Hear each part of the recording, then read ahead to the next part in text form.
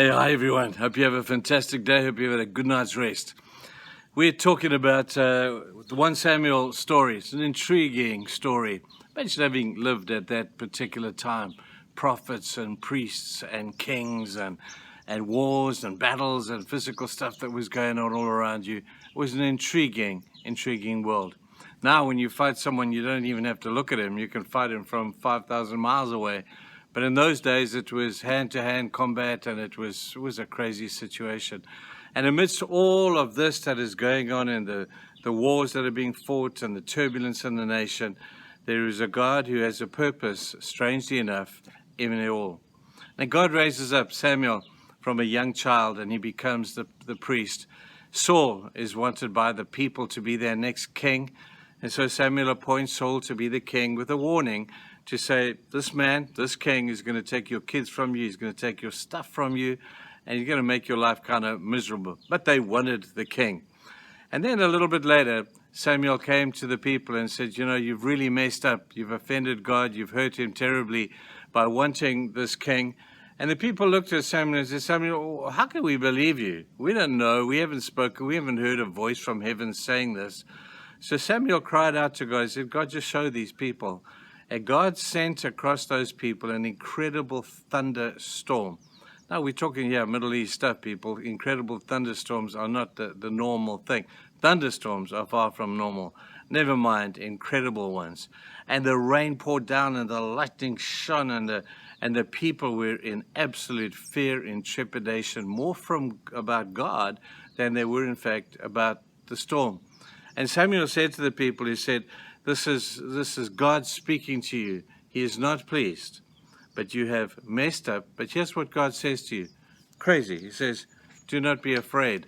I'm going to tell people, I'd be very, very afraid, knowing I'd offended God, knowing that God had demonstrated supernaturally through the storm. And this is what Samuel said that God replied. He said, God says, do not be afraid.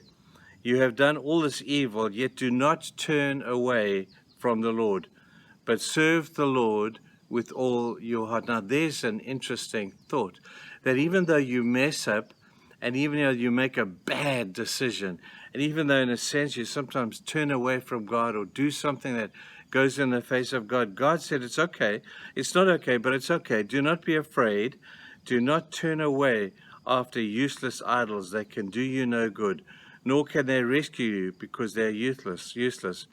For the sake of his great name, the Lord will not reject his people, because the Lord was pleased to make you his own. As for me, far be it, this is Samuel speaking now, as for me, far be it from me that I should sin against the Lord by failing to pray for you.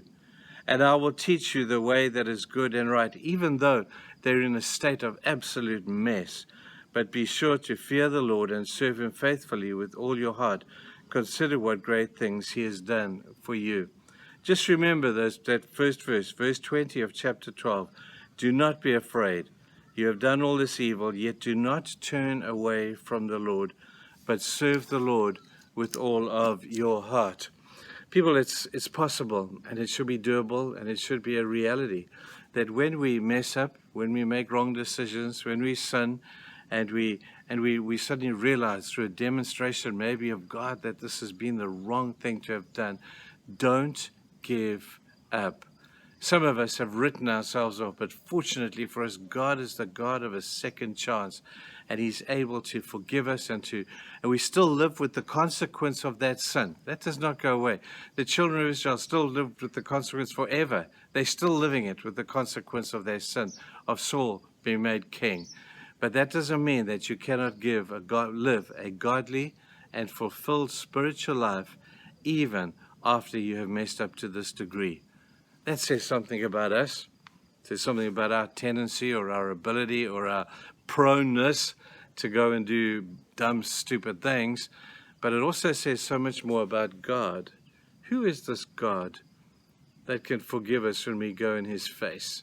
Who is this God who's able to forgive us and say, even in the midst of your mess and your bad choices and your sin, I am able to still do something with your life. Just fear me and serve me with your whole heart.